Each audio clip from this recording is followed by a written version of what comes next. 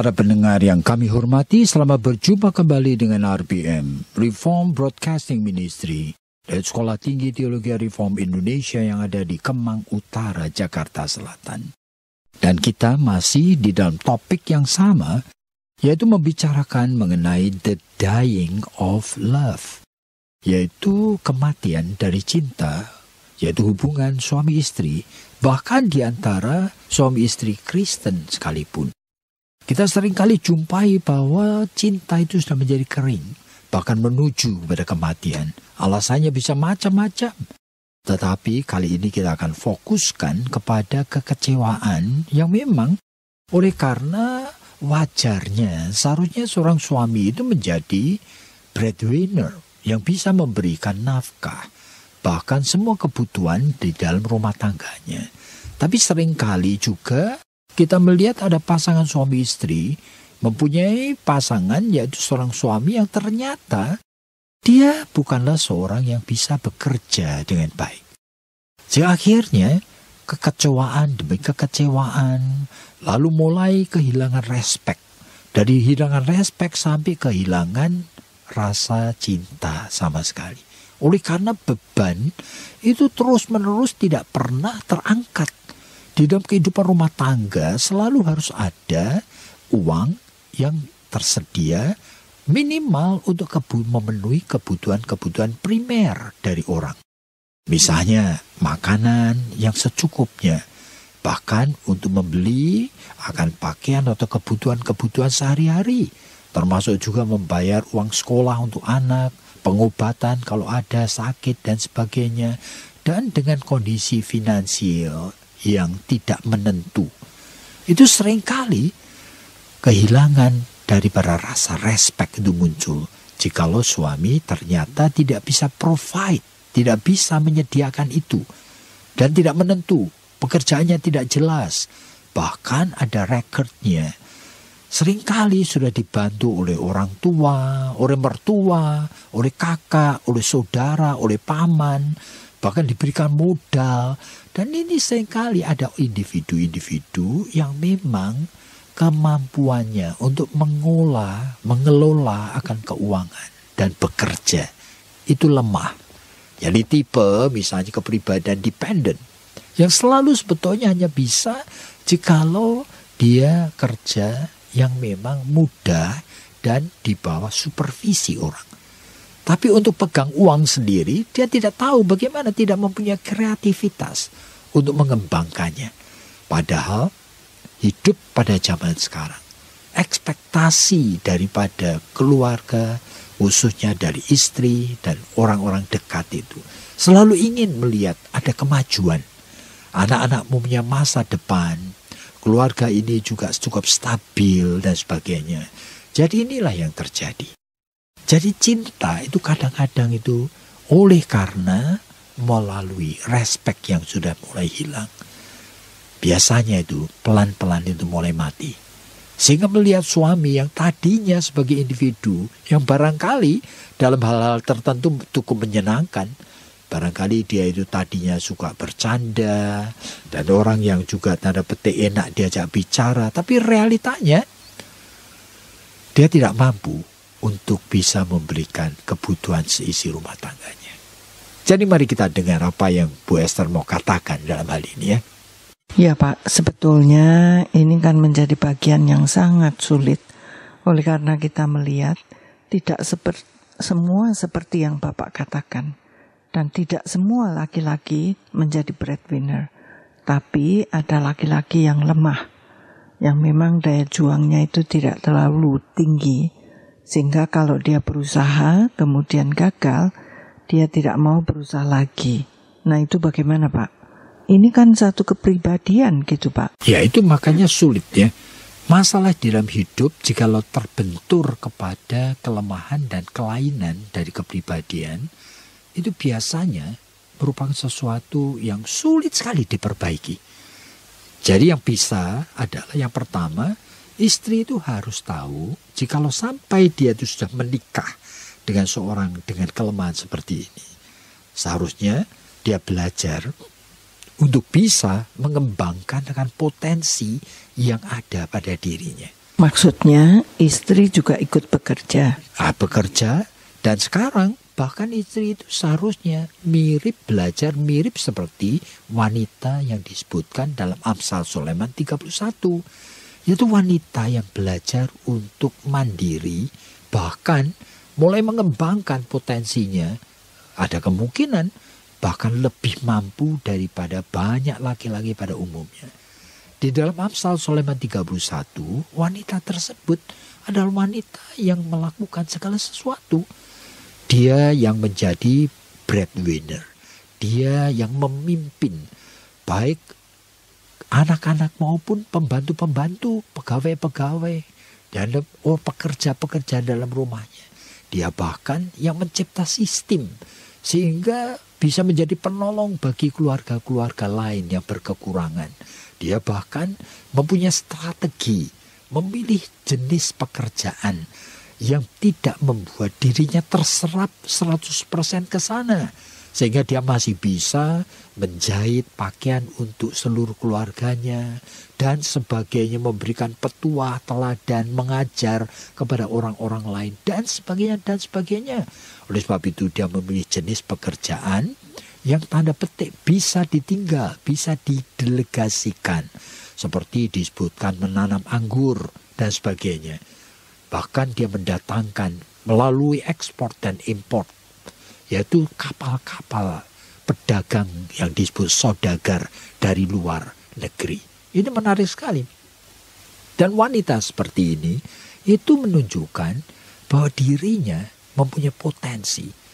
Nah, sekarang yang perlu diperhatikan, banyak wanita yang pada saat sudah menikah dan tidak biasa bekerja, seringkali itu tidak mau lagi untuk belajar mengenali betapa dirinya mungkin mempunyai potensi yang dahsyat seperti itu.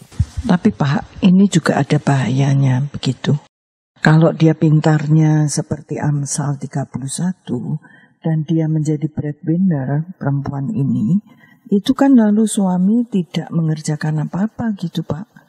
Nah nanti dia bisa, kalau nanti dia bisa dihormati oleh anak, dihormati oleh pegawai, dihormati oleh kebanyakan orang, ya itu jarang lah. Jadi itu merupakan hal yang kompleks memang. Cuma kalau mau belajar dari Amsal Sulaiman 31, ya kita tahu disebutkan bahwa wanita ini takut akan Allah. Berarti dia bukan mengambil alih untuk nafsunya, keinginannya berkuasa. Tidak. Dia sebetulnya mengambil alih di dalam melakukan, mengerjakan. Tetapi respeknya dia tetap pelihara. Sehingga dia itu justru memberikan suasana yang aman dan suasana yang fair, yang membuat suaminya itu ingin belajar. Belajar bertanggung jawab menjadi laki-laki, kepala keluarga bagi seluruh rumah tangganya. Makanya akibatnya disebutkan laki-laki tersebut sekarang itu dari seorang yang tidak punya peran apa-apa, sekarang duduk di pintu gerbang. Artinya menjadi tua-tua dari negeri itu, di mana pada saat itu orang yang lalu lalang masuk keluar dari negara tersebut, kota tersebut, selalu melewati pintu gerbang, di mana duduk tua-tua yang siap memberikan petuah dan siap memberikan pengajaran, plus barangkali menghakimi, menolong, menyelesaikan masalah. Itu orang-orang yang terpilih biasanya. Disebutkan suaminya akhirnya menjadi laki-laki yang sedemikian. Jadi ini tuh merupakan idealisme yang sangat ideal sekali. Barangkali kita itu mimpi pun tidak pernah sampai ke sana. Cuma sekali lagi, di dalam Tuhan tidak ada yang mustahil.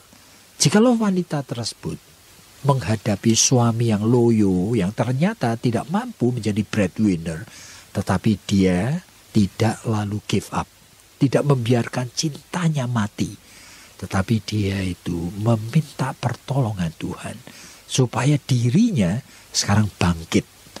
Bangkit bukan untuk mengambil alih, tapi bangkit untuk mengerjakan yang memang seharusnya dia kerjakan untuk memenuhi akan kebutuhan seisi rumah tangganya. Masing-masing wanita sebetulnya mempunyai potensi. Ada yang memang sesuai dengan talentanya. Makanya jangan heran, di dunia ini banyak sekali wanita menjadi pemimpin-pemimpin yang luar biasa, yang ternyata kebijaksanaannya tidak kalah dari pria. Sebetulnya bagaimana sih wanita ini lalu bisa memelihara keseimbangan gitu Pak? Dia tidak lalu menjadi sombong. Dia juga tidak memandang rendah kepada suami. Tapi dia memberikan kesempatan kepada suami untuk berkembang, berkarya, dan kemudian dia bisa duduk di pintu gerbang. Itu bagaimana caranya Pak? Ya sebetulnya itu jangan dilihat sekaligus satu saat. Oleh karena itu percaya sekali bahwa ini merupakan proses. Yang penting adalah berani memulainya bersama dengan Tuhan. Jadi wanita seperti ini itu hanya bisa berubah menjadi wanita yang bijak. Pada saat yang sama menjadi wanita yang takut akan Tuhan. Jikalau dia itu tanda petik tahu bahwa sebetulnya dia tidak mungkin melakukan ini tanpa pertolongan dan belas kasihan Tuhan.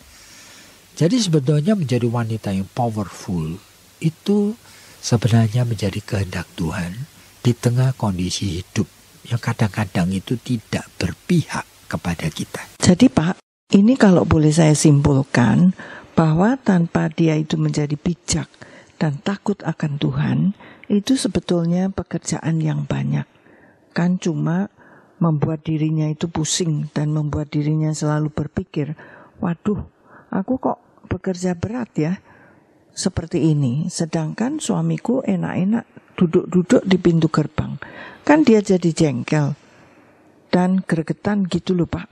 Nah itu bagi wanita yang tidak takut akan Tuhan. Itu artinya dia hanya memakai pikiran dan perasaannya sendiri. Oleh karena disebut takut akan Tuhan, berarti selalu mendahulukan apa sih yang Tuhan itu mau. Dan dia mau obedience. Dan menjadi wanita seperti itu, sebetulnya itu bisa untuk setiap wanita. Jikalau dia itu adalah orang yang sudah diselamatkan. Oleh karena di dalam jiwanya ada Roh Kudus. Di dalam 1 Korintus pasal 6 kan disebutkan bahwa Roh Kudus berdiam di dalam tubuhmu. Jikalau dia anak Tuhan, yang impossible menjadi possible. Jadi tidak lagi nanti memakai perasaan dan pikirannya sendiri yang merasa dirugikan. Tetapi dia percaya, dia melakukan ini oleh karena imannya kepada Tuhan. Oke, jadi kalau gitu memang oleh karena imannya, kalau begitu dalam setiap masalah sebetulnya ada jalan keluar. Begitu ya Pak? Iya, oleh karena tidak ada hal yang mustahil bagi Tuhan. Nah, cuma dinamika bagaimana seorang itu kemudian mulai belajar menggantungkan diri kepada Tuhan, itu harus mengenal diri sendiri. Calvin dan pernah mengatakan, without knowledge of self, there is no knowledge of God. Jadi kita harus tahu dulu diri kita sendiri. Apa kita kenal diri sendiri? Kalau kita sebagai seorang di dalam posisi seperti wanita tadi, tapi tidak aware bahwa dirinya itu adalah pribadi yang egois, itu nanti menjadi penghambat. Oleh karena hambatan pertama adalah selalu egoisnya. Saya tidak mau dirugikan. Saya mau supaya saya yang menang. Saya mau saya diturutin. Sehingga pikirannya bukan melayani, tetapi pikirannya dihormati. Nah itu dia harus tahu dirinya kenapa seperti ini. Dan ini akan menghambat. Dia tahu akan kelemahan pribadinya, sehingga dia tahu pada saat berdoa kepada Tuhan, dia akan minta, Tuhan, saya ternyata punya kepribadian yang bisa menghambat karya Roh Kudus dalam hidup saya. Dan katakan, saya tidak mau ini. Oleh karena ini menjadi stumbling block. Yang nanti akan membuat suamiku justru tidak bisa belajar apa-apa. Jadi perlu honesty. Maksudnya perlu kejujuran pada diri sendiri Dan kepada Tuhan. Oleh karena pada saat seorang tahu di dalam proses ingin memperbaiki supaya cinta yang dying itu bisa hidup lagi. Itu berarti cinta itu perlu menemukan alasan untuk hidup. Nah, alasan untuk hidup adalah pengalaman baru dengan suaminya. Di mana dia punya pengalaman bahwa ternyata suaminya itu dapat dihargai. Nah sekarang bagaimana bisa menemukan suaminya ternyata dapat dihargai? Itu jikalau dia sendiri ternyata menghadirkan suasana yang membuat suaminya itu kemudian berani mencoba dengan memakai kesempatan yang tersedia. Jadi kalau dia ternyata itu tidak mempunyai melihat dan tidak bisa melihat hidup ini, masih memberikan banyak opportunity, dan dia sekarang itu tidak takut lagi karena menghadapinya tidak sendiri, tetapi ada istri yang mendampingi dirinya. Istri yang understanding, istri yang supportive. Nah, pada saat suami itu mulai mengalami bahwa dirinya tidak sendiri, dan dia itu mulai melihat bahwa hidup ini ternyata bisa diperbaiki. Jadi itu sebetulnya kuncinya di situ ya Pak, bahwa kita itu tidak mudah putus asa. Kita tidak lalu kemudian menghina dan tidak memperlakukan suami seperti anak-anak yang gagal. Yang kalau tidak menghasilkan sesuatu lalu kita marah, kita pukul, kita memperlakukan semena-mena. Seperti itu ya Pak? Iya, sebetulnya attitude itu adalah respon yang natural tergantung daripada kepribadian masing-masing. Jadi kita waspada aja bahwa banyak istri mengalami perasaan dying di dalam imannya, di dalam cintanya. Itu seringkali oleh karena alasan yang reasonable. Suaminya tidak bisa dihargai karena dia bukan breadwinner. Nah, sehingga kita harus mencoba untuk menemukan jalan keluar, yaitu dengan menemukan potensi dalam diri kita yang nantinya sekaligus bisa menolong suaminya. Jadi para pendengar yang kami hormati, ini memang kemelut dan realita hidup yang barangkali Anda itu familiar melihat kanan kiri kita. Kadang-kadang ketemu pasangan yang seperti ini. Tetapi sekali lagi kita ingat bahwa kita tidak sendiri. Dan segala sesuatu kita itu bisa hadapi jikalau Tuhan itu bersama dengan kita. Tuhan memberkati Anda.